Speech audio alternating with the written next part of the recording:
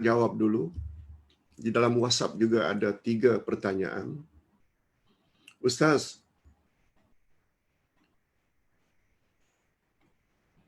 sekiranya imam pada pakaiannya ada najis, macam mana cara kita hendak tegur? Hadirin dan hadirat rahimakumullah.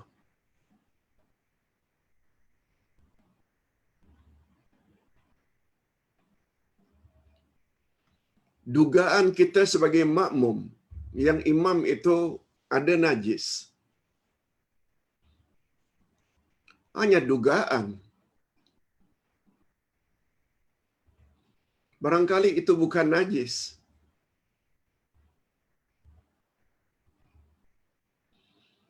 Kita nampak ketika dia sujud, ada sesuatu yang melekat pada telapak kakinya.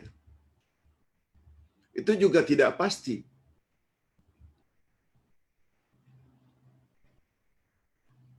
Mungkin dia terpijak sesuatu yang melekat setelah dia beruduk. Maksud Ustaz, ada kebarangkalian sesuatu yang tidak pasti, jangan ditegur.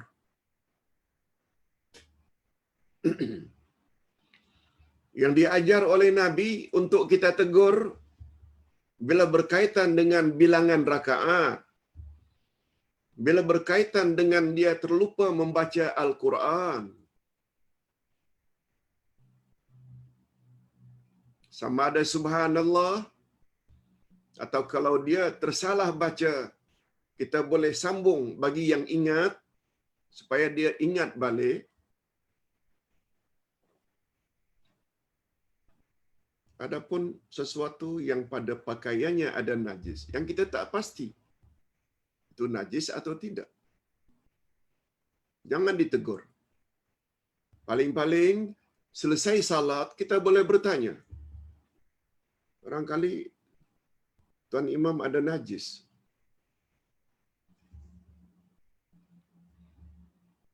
Tak salah bertanya. Bagi pandangan Ustaz, bila dia mengaku, oh ya, najis, dia saja yang wajib ulangi salatnya. Ulama fiqh kata, makmum tak payah ulang. Itu pandangan ulama fiqh. Berdasarkan kaedah, sah imam, sah makmum. Batal imam, sah makmum.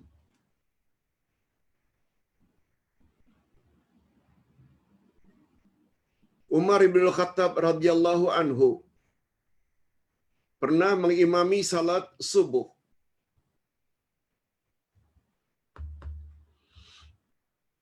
Ketika balik ke rumahnya, setelah selesai salat, keluar masjid balik, dia teringat yang dia belum mandi junub, belum angkat hadas besar, bukan lupa belum angkat hadas kecil, hadas besar.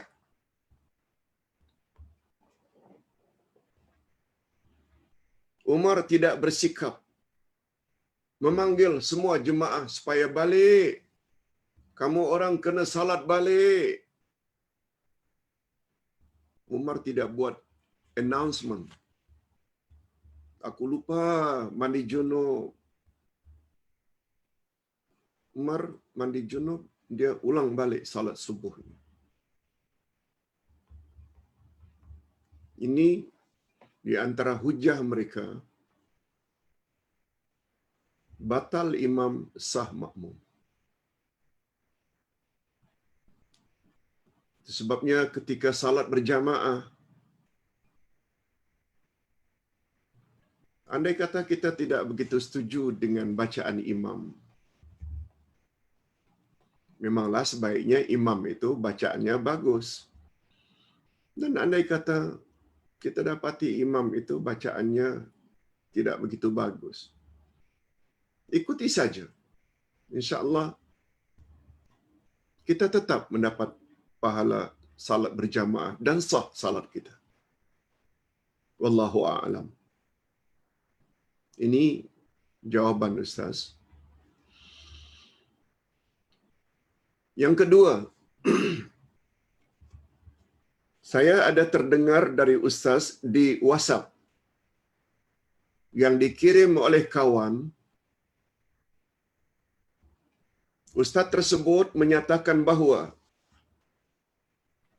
dengan membaca surat Al-Ikhlas 10 kali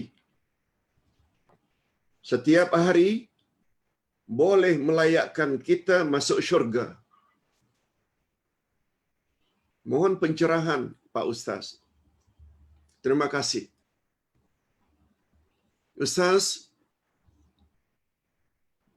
yang sudah belajar Islam secara formal lebih 40 tahun.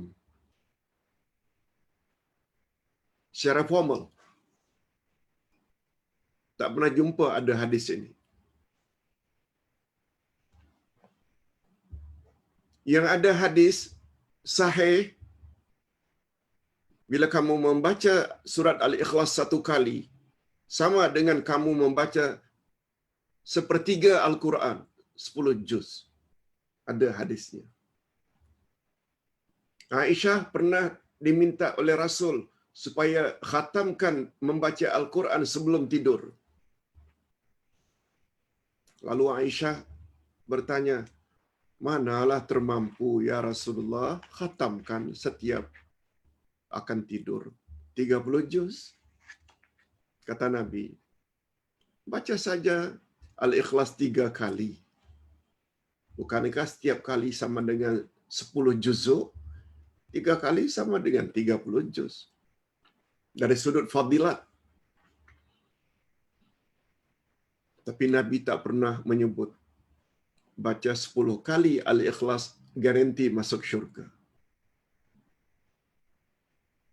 Minta maaf, Ustaz tak pernah jumpa. Termasuk nanti ketika membahas tafsir surat Al-Ikhlas,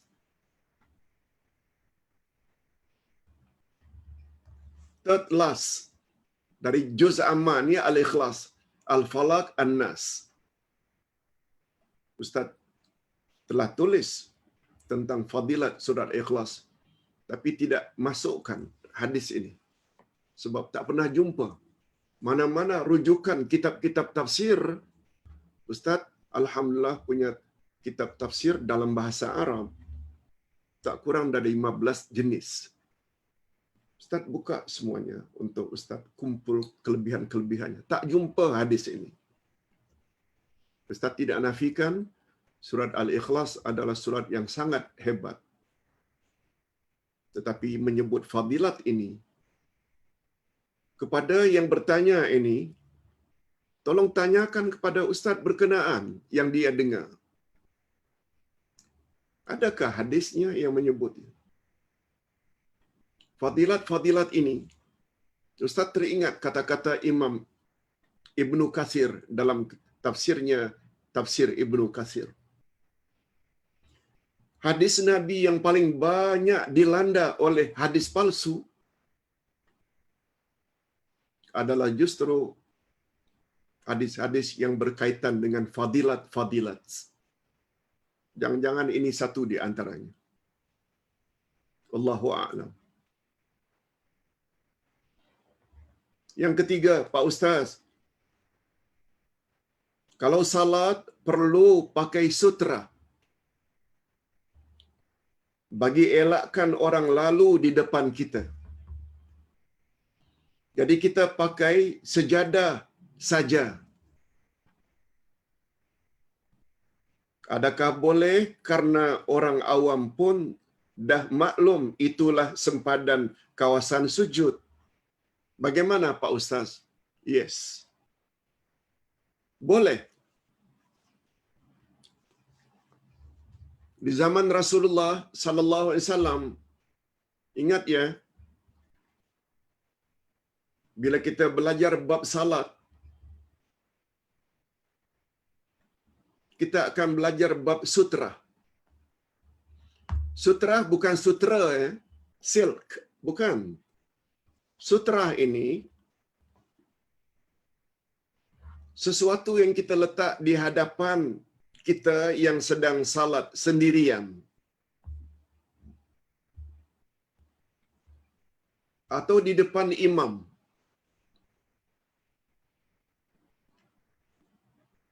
Kalau kita sudah berimam, makmum tak payah sutra. Sebab hadis Nabi menyebut,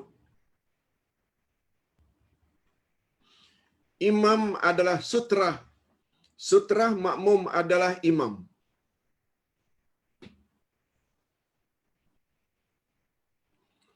Kalau sutra makmum adalah imam,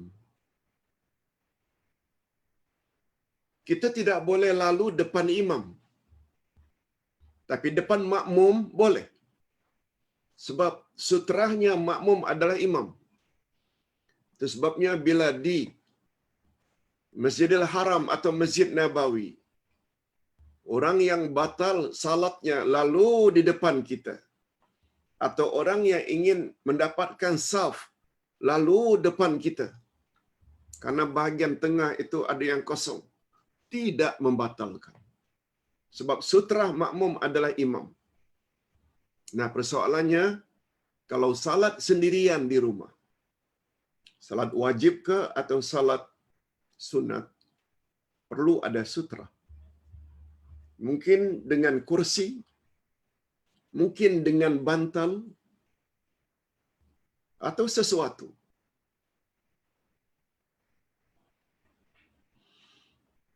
Nah, pertanyaannya macam mana dengan sajadah, Pak Ustaz?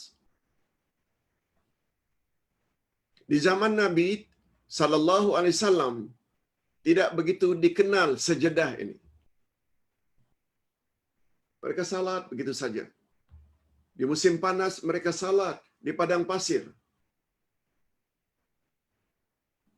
Mereka sujud di atas pasir, di atas tanah, di atas kerikil. Itu biasa. Bagi kita yang hidup lama di negara Arab, kita dah biasa. Tahun 72, Ustaz agak heran juga. Kalau dalam Saifiyah, musim panas, walaupun ada surau, ada masjid, kita salat di luar. Tidak ada hamparan apa-apa pun. Malah ada yang salat dengan kasut. Itu biasa di sana. Dan Nabi juga pernah salat dia dengan memakai kasut. Sebab ada hadis Nabi sallallahu alaihi wasallam terpaksa lemparkan kasutnya karena mendapat arahan dari malaikat. Karena pada kasutnya itu ada najis. Lalu begitu Nabi sebagai imam melemparkan kasutnya, makmum di belakang semuanya lemparkan kasutnya. Lalu kata Nabi, tidak, yang aku lempar itu karena pada kasutku ada najis. Apa pasal kamu lempar pula?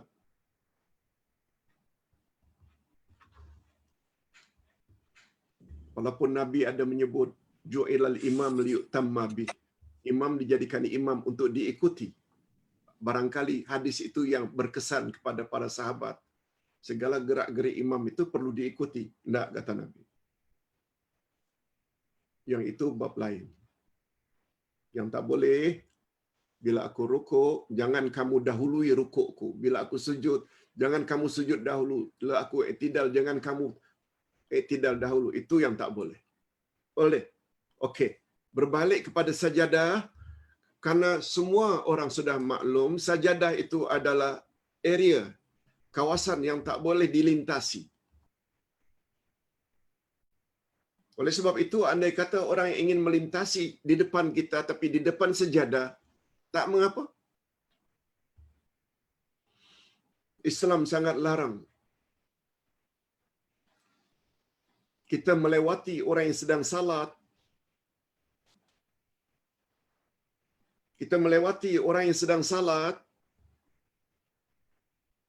yang kita lewati itu pula antara dirinya dengan tempat sujudnya. Maknanya dalam area itu. Dalam. Tak boleh. Sehingga kata Nabi, apabila ada orang yang ingin lalu di hadapanmu, hendaklah kamu halang. Dan kalau dia ingin mengulanginya lagi, halang.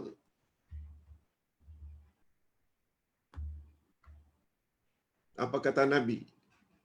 Bila dia ingin lalu lagi, kali yang ketiga, faqtulhu, bunuh dia. Penggunaan istilah bunuh dia itu bukanlah maknanya kita ambil pisau lalu kita bunuh dia. Dia memberi isyarat sangat besar dosanya.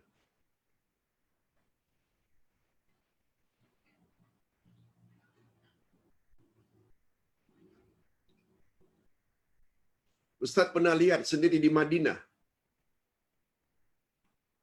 Ketika jemaah haji dari Nusantara, tak perlulah Ustaz sebut dari negara mana,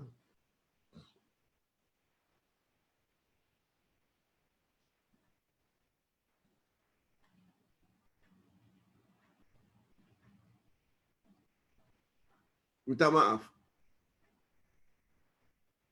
Orang yang salat itu orang dari Afrika Barat. Mungkin Tunisia atau Aljazair atau Maroko Maghribi. Orang yang bermazhab Maliki, mereka bila takbiratul ihram, tangan mereka lurus. Tidak letak di sini. Musim haji. Dia sedang salat sunat dalam Masjid Nabawi.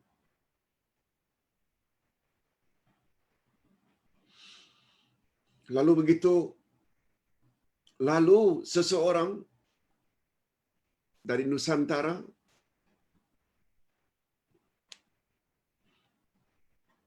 di hadapan orang tersebut, sebab dia tak perasan orang tersebut tidak letakkan tangannya di sini. Mazhab Maliki. Orang Afrika Barat bermazhab Maliki. Maliki biasanya tangannya lurus ke bawah. Atau mazhab Syiah. Tangannya lurus ke bawah, tidak ke sini. Begitu jemaah haji Nusantara lalu dia halang. Begitu dia halang oleh jemaah Nusantara ini, senangnya dari Jawa lah. Langsung dia sambut salam orang itu. Allahu Akbar. Ustaz saksikan sendiri. Lalu orang Maroko tersebut, dia sebenarnya menghalang sesuai dengan hadis Nabi. Bila awak sedang salat, bila ada orang lalu, hendaklah kamu halang. Sebenarnya tujuannya menghalang, dikira oleh orang Jawa tersebut, mau salaman dia. Sini bahayanya kalau kita salat itu tidak letak tangan di sini.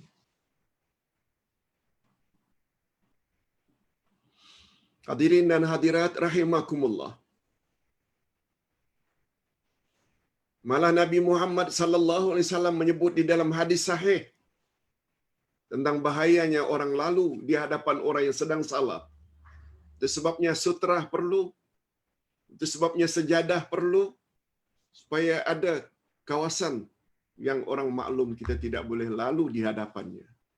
Apa kata Nabi? Andai kata orang yang akan lalu di hadapan orang yang sedang salat itu tahu apakah dosa yang dia akan, apakah siksaan, azab yang akan dia terima di akhirat nanti, niscaya dia sanggup berdiri 40 tahun. Bukan 4 hari, 4 minggu, 4 bulan. Niscaya dia akan sanggup berdiri 40 tahun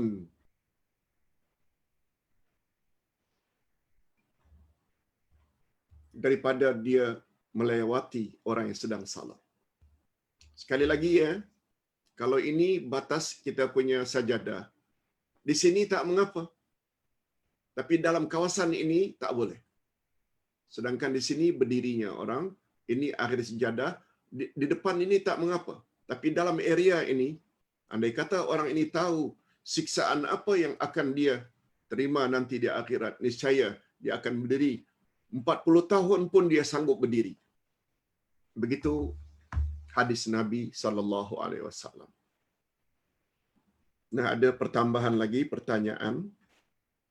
Ustaz kira itu yang Ustaz setuju sejadah di antara sutra yang dibolehkan. Muhammad Nasir, Assalamualaikum Pak Ustaz. Ada pandangan menyatakan sewaktu mengambil wudhu, kita niatkan ketika membasuh, menyapu pada anggota wudhu. Contoh di muka, hendaklah kita pasang niat, ya Allah putihkanlah wajahku di akhirat kelak. Ketika membasuh tangan, berilah buku catatan hisabku melalui tangan kananku ini, ya Allah. Dan seterusnya, pada telinga, kepala, dan kedua kaki. Mohon pencerahan Pak Ustaz. Semua ini tidak datang dari Nabi. Ini semua adalah rekaan para ulama. Niat, mesti niat. Sebab wuduk adalah ibadat. Niat boleh bermula daripada membasuh tangan lagi hingga pergelangan. Kalau ingin mendapat pahala, hendaklah dimulai dengan niat. Dan niat pula tempatnya di dalam hati. Aku berwuduk karena Allah Ta'ala. Cukup.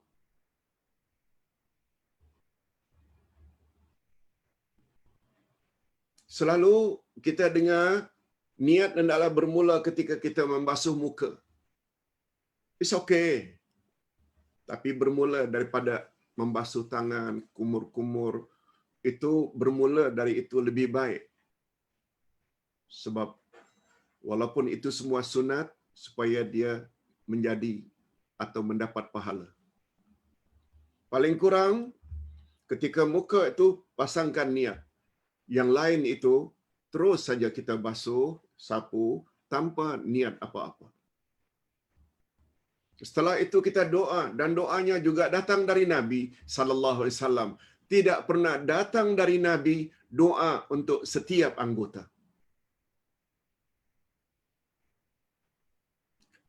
Terus terang saja Ustaz tak pernah amalkan itu.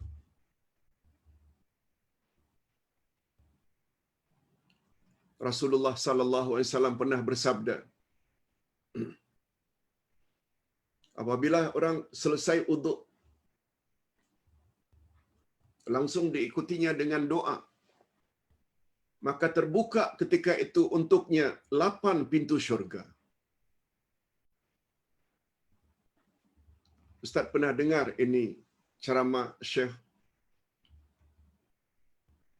Abu Bakar Jabir Al-Jazairi di Masjid Nabawi. Cuma kata beliau,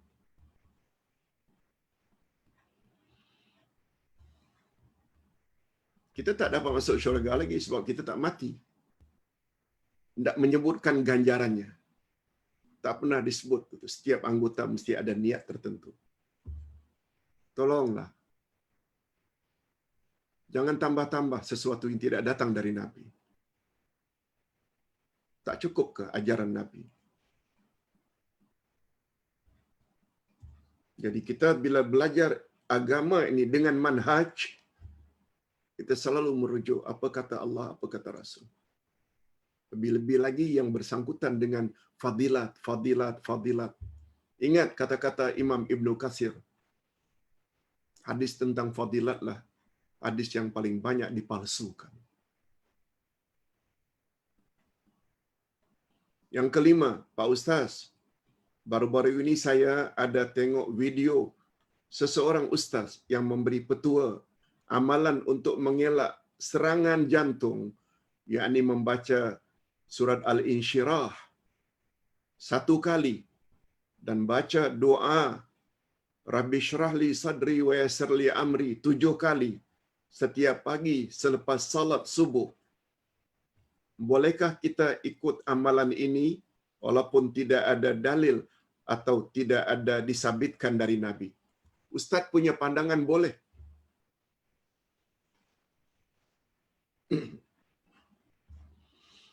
Ini yang disebut dengan amal mujarrab. Apa makna mujarrab? Bukan makbul. Bukan maknanya mujarrab itu diterima, bukan. Mujarrab diambil dari kata jarraba yujarribu, jarrib. Coba, try. Orang Arab kata jarrib ya akhi. Cobalah. Makalah sedikit cobalah. Mujarrab maknanya amal yang pernah dicoba oleh orang-orang terdahulu.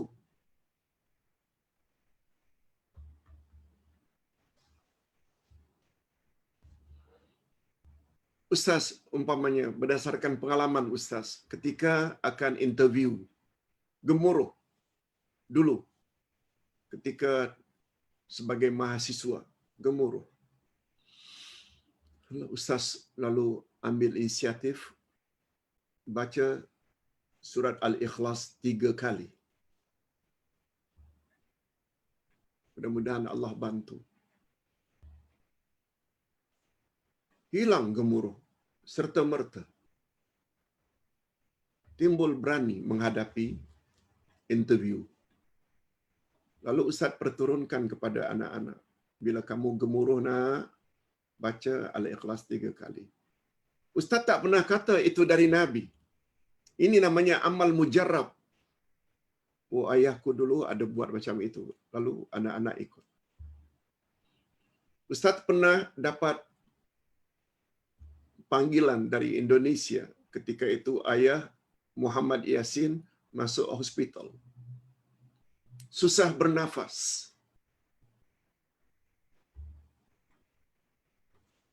Beliau pakai oksigen.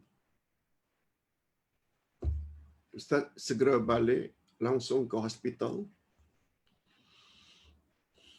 Beliau sadar. Lalu Ustaz pegang dada beliau. Ustaz baca surat Alam Nashrah 3 kali. Beliau yang tadinya terjungap-jungap, selesai 3 kali baca Alam Nashrah sampai akhir 3 kali. Langsung beliau minta dibuka bantuan pernafasan, oksigen. Lalu Ustaz pun berpesan, kalau ada sesak nafas, baca Alam Nashrah. Ini namanya amal mujarrab. Semua kita tahu ayat Quran adalah syifa. Ada orang amal begini, ada orang amal begitu, seperti Allah yarham Datuk Harun Din. Beberapa hari yang lalu Ustaz ada sebut. Kalau anak degil, anak nakal, anak tak dengar cakap mak bapak, bacakan padanya ketika dia tidur di bahagian kepalanya. Atau dibaca pada air yang dia biasa minum. Ayat 21 dari surat Al-Hasyr. Lau anzalna hadzal Qur'ana 'ala jabal la ra'aitahu khashi'an mutasaddian min khasyatillah. Hingga akhir. Wa tilkal amsalu nadribuha lin-nas la'allahum yatafakkarun. Niat supaya anak lembut. Menurut kata, tidak keras. Tidak datang dari Nabi, cuma itu amalan orang-orang dahulu. Seperti Ustaz pernah sebut. Menjelang tidur, ingin bangun jam berapa? baca ayat terakhir dari surat Al-Kahfi.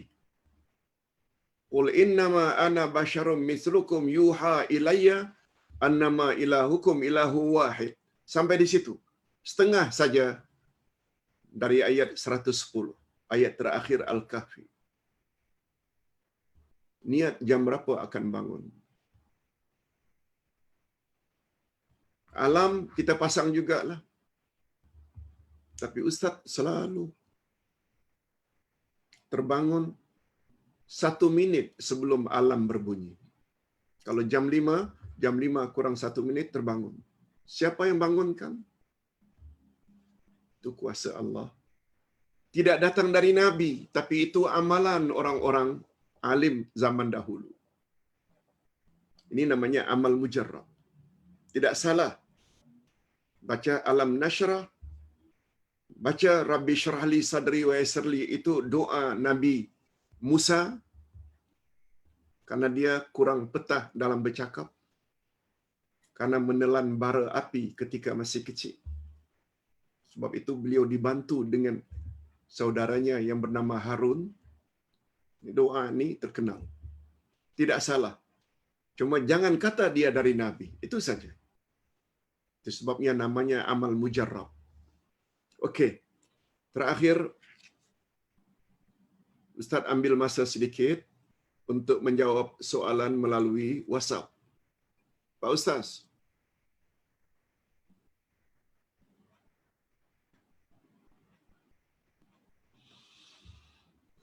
Mohon pencerahan dari Pak Ustaz sama ada surah Al-Kahfi dibaca pada malam atau hari Jumaat keseluruhannya atau memadai kita baca 10 ayat yang pertama atau 10 ayat yang terakhir. Pertama Ustaz ingin sebut dalilnya dulu. Dan Ustaz sebut ini di dalam buku yang Ustaz tulis, tafsir surat Al-Kahfi. Apa dia fadilatnya? Siapa yang menghafal 10 ayat pertama dari surat Al-Kahfi, maka dia akan dihindarkan oleh Allah dari pengaruh Dajjal akhir zaman. Ada riwayat yang lain 10 ayat yang terakhir. Ada pula ulama yang mengatakan 10 ayat, tak kira mana-mana ayat, pokoknya 10. Hadis yang lain, siapa membaca surat Al-Kahfi pada malam atau siang Jumaat, maknanya dari awal hingga akhir, niscaya Allah akan jadikan di antara dia dengan Kaabah nur. Allah jadikan nur di antara dirinya yang ada di Kuala Lumpur, nur sampai ke Kaabah yang ada di Mekah. Maknanya orang tersebut akan senantiasa di dalam hidayah Allah. Jadi tidak cukup baca 10 saja. Yang 10 tadi fadilatnya agar terhindar daripada fitnah Dajjal akhir zaman.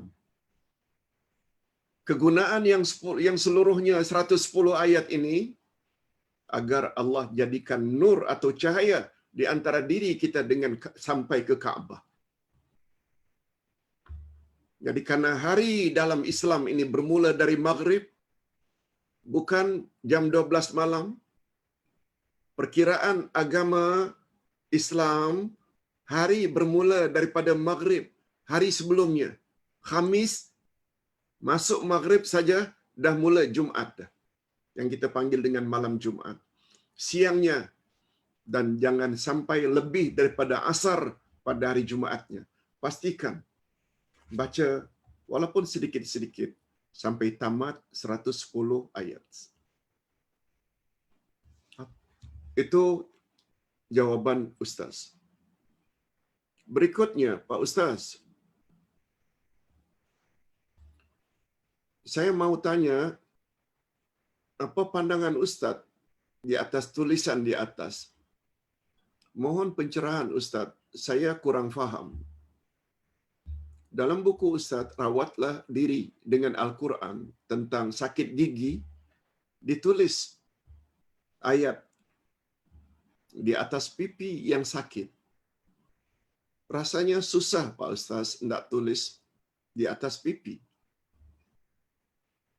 Boleh guna kaedah lain?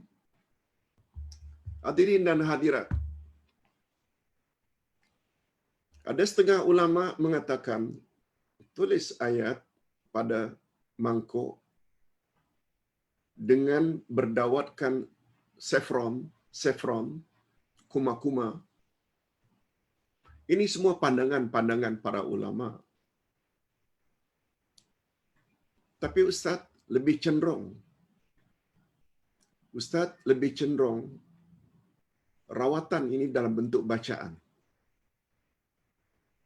Sebagaimana Ustaz pernah sebut, pada suatu hari sekitar jam 2, jam 3 malam, Ustaz sakit gusi dan gigi. Cari Panadol atau painkiller dalam peti ais, tak ada, dah habis. Nak pergi ke klinik 24 jam, rasa ngantuk sangat. Lalu duduk di atas sofa, bacakan pada ibu jari beberapa ayat Al-Quran. Minta maaf, Ustaz bukan lokek nak menyampaikan ayat-ayatnya, tapi Ustaz yakin semua ayat Quran adalah syifa. Sebab dalam surat Al-Isra ayat 82, Ustaz ada sebut, maaf, Allah ada berfirman, wa nunazzilu minal Qur'ani ma huwa syifaa'un wa rahmatul lil mu'minin. Apa saja yang Allah turunkan dalam Quran adalah syifa.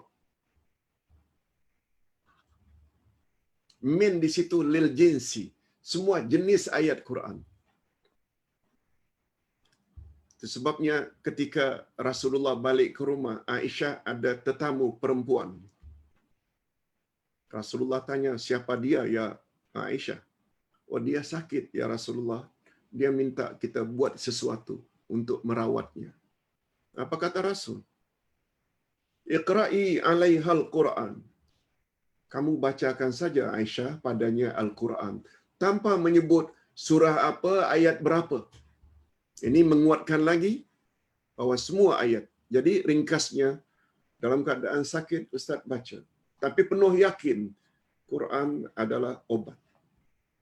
Beberapa ayat, terutama yang Ustaz ingat Al-Fatihah, Ayatul Kursi, Al-Ikhlas, itu semuanya termasuk hembuskan kepada ibu jari, lalu diletakkan pada bahagian yang sakit. Ustaz terasa sakit tersebut macam ditarik oleh ibu jari yang Ustaz bacakan tadi. Ustaz masukkan, letakkan pada gusi yang sakit. Minta maaf, Ustaz tak ingat ayatnya secara pasti. Tapi yang Ustaz ingat Al-Fatihah, Ayatul Kursi, Al-Ikhlas, 3 Qul, itu adalah ayat-ayat utama dia boleh merawat. Jadi berbalik kepada tak payahlah tulis-tulis di pinggang ke, tulis di pipi ke, yang mustahak adalah baca. Ustaz selalu ingatkan, kita gantungkan ayat-ayat Quran di rumah. Itu bukan cara Rasul untuk menghalang masuknya syaitan. Yang datang dari Nabi, Zainu buyutakum bitilawatil Quran. Hiasi rumahmu dengan tilawah Al-Quran. Jangan kamu biarkan rumahmu sunyi senyap seperti kuburan. Rumah yang dibaca. Nabi sebut dibaca di dalamnya Al-Baqarah. Syaitan tak boleh masuk. Bacaan. Nabi tidak pernah sebut hiasilah rumahmu dengan menggantung ayat-ayat Quran. Bukan. Walaupun menggantung ayat Quran tak salah. Daripada menggantung gambar yang bukan-bukan. Minta maaf, ini ada pertanyaan lagi, ada 2 lagi. Allahu Akbar. Baik, hadirin dan hadirat rahimakumullah. Satu lagi pertanyaan WhatsApp. Pak Ustaz, tentang iman tidak boleh dicampurkan dengan kezaliman. Apakah termasuk dosa-dosa besar lainnya? Ustaz dah jelaskan semalam. Kezaliman di situ dengan makna syirik. Iman tak boleh campur syirik. Kezaliman di situ bukan dengan makna mutlak atau umum. Sebab semua dosa adalah zalim. Ustaz dah buat contoh semalam tentang doa Nabi Adam. Termasuk bid'ah. Bid'ah bukan syirik.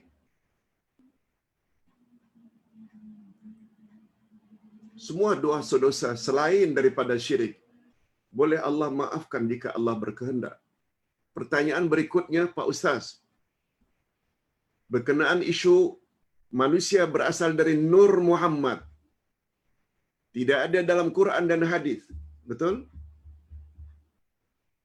Quran tak ada, hadis juga tak ada. Bagaimana saya ingin menolak hujah berkenaan secara lisan atau dalam hati saya sendiri jika berada atas pagar sebab kurang ilmu. Terima kasih Pak Ustaz. Tanyakan saja kepada orang yang mendakwa adanya Nur Muhammad. Lebih-lebih lagi tentang asal-usul manusia berasal dari Nur Muhammad. Tanyakan dalil daripadanya. Bila dia bawa hadis, tanyakan balik pada dia derajat hadis itu. Niscaya mereka tidak akan mampu mendatangkan hadis yang sahih. Hadis yang sahih sungguh banyak. Ayat Quran sungguh banyak menyebut bahawa kita berasal daripada Adam, bahawa kita berasal daripada tanah. Hadis Nabi menyebut, kullukum min Adam wa Adam min turab. Semua kamu berasal daripada Adam dan Adam berasal daripada tanah. Nabi tidak sebut, kullukum min Adam wa Adam min nuri Muhammad. Mengapa mesti percaya sangat dengan orang yang bercakap tanpa dalil? Dalam berdakwah menyampaikan kebenaran mesti kita sampaikan. Orang itu ikut tak ikut itu urusan dia dengan Allah. Ustaz harap kepada penanya perlu tahu prinsip ini. Ustaz punya prinsip begitu. Kebenaran yang kita tahu sampaikan. Orang terimakah, orang tak terimakah? Apa yang Ustaz sampaikan, Ustaz tahu. Yang menonton dalam video ini menyumpah seranah Ustaz. Barangkali juga ada agaknya yang tak setuju. Bagi Ustaz tak apa. Mudah-mudahan nanti Ustaz boleh klaim di sisi Allah karena dia telah menentang kebenaran. Itu sebabnya mengapa surat Wal Asri diakhiri dengan watawasaw bis sabr. Kita kena sabar bila orang menentang kebenaran yang kita cuba sampaikan. Baik, kita kembali kepada dua soalan lagi, Pak Ustaz. Muslimah yang sering bergambar buka aurat di media sosial. Muslimah yang suka buka aurat gambar di media sosial. Setelah meninggal dunia, adakah beliau dapat berdosa dan menerima azab dari Allah selama mana orang-orang melihat gambar-gambarnya di media sosial? Yes. Ini namanya dosa jariah. Amal jariah ada. Kita sumbangkan duit sekian untuk hufaz, untuk membina masjid, untuk membina markas tahfiz. Itu namanya amal jariah. Karena itu kebaikan berterus-terusan selagi masjid itu wujud. Berterus-terusan selagi murid tersebut membaca Quran, mengajar orang lain, terus-menerus. Itu namanya amal jariah. Tapi sebaliknya, apabila kita telah buat perkara tak senonoh, lalu kita tidak taubat,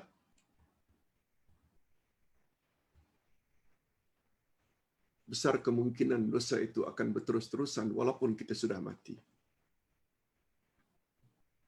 Tapi kalau kita tobat sebelum mati, cuma tak ada kemampuan untuk menarik balik gambar-gambar yang sudah terlanjur, itu kita serahkan pada Allah. Mudah-mudahan Allah maafkan. Tapi andai kata tak tobat, besar kemungkinan dia akan jadi dosa jariah berterus-terusan. Na'udzubillah min dzalik. Pak Ustaz, macam mana orang yang awam tidak tahu sesuatu itu mujarrabat? Macam mana orang awam tidak tahu yang itu adalah amal mujarrabat? Bagus pertanyaannya.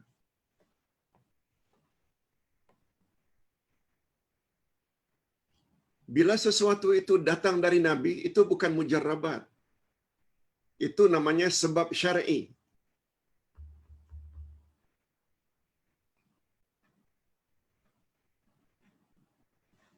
Kita protek rumah kita dari gangguan syaitan, sihir, pukau, santau dengan membaca surat Al-Baqarah. Itu bukan mujarrabat. Itu panduan dari Nabi.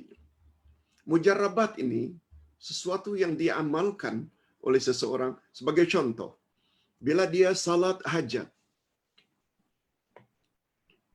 kata Nabi, siapa punya hajat besar atau kecil, tidak ada dia ambil uduk dengan sempurna, salat 2 rakaat. Niscaya Allah kabulkan hajatnya. Nabi hanya sebut itu saja. Lalu ada Pak Kiai umpamanya, ada satu hajat.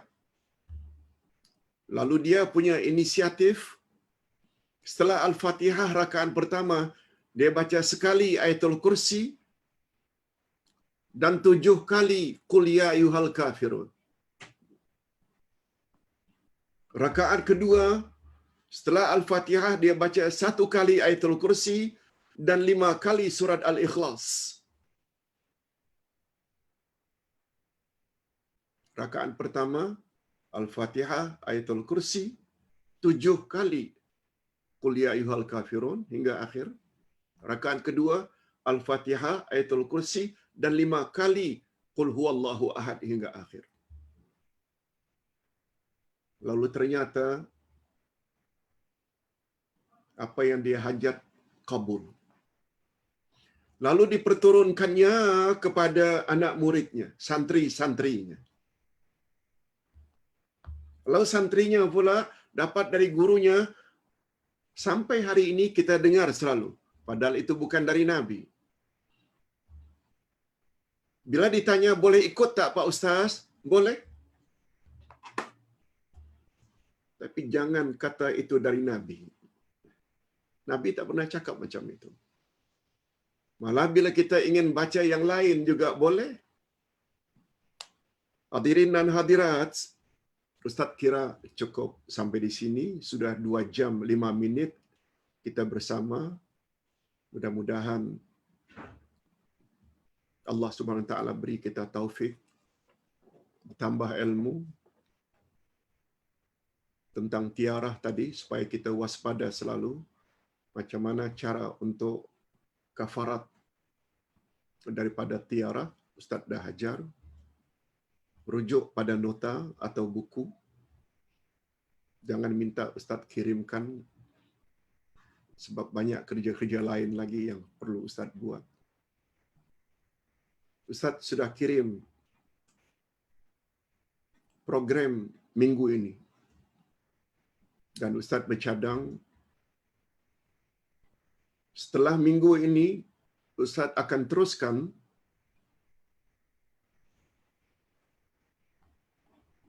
dengan 2 saja subjek. Beri Ustaz masa rehat untuk menyelesaikan buku yang masih lagi belum siap keseluruhannya. Ustaz akan buat minggu berikutnya Sabtu Ahad saja. Sabtu tafsir Juz' Amma, Ahad seperti sekarang ni, sambungan akidah. 5 hari sebelum itu, Senin, Selasa, Rabu, Khamis, Jumaat, Ustaz fikirkan. Sama ada diisi dengan recording atau kita tidak isi dengan recording. Ustaz akan fokus live seperti ini 2 hari saja dalam seminggu, iaitu Sabtu jam 10 dan hari Ahad jam 10.30 seperti ini, 2 subjek sahaja. Baru kemudian Januari awal insya-Allah kita akan live semua subjek seperti yang Ustaz sebutkan semalam. Setiap hari dengan buku-buku tertentu. Sebab itu Ustaz galakkan sangat, karena pada waktu itu tidak ada lagi kirim-kirim nota. Tolong miliki masa sebulan ini untuk mendapatkan kitab-kitab. Memang ada pun dalam Shopee, boleh didapati dengan cara yang mudah. Sekian dulu, wabillahi taufik wal hidayah. Wassalamualaikum warahmatullahi wabarakatuh.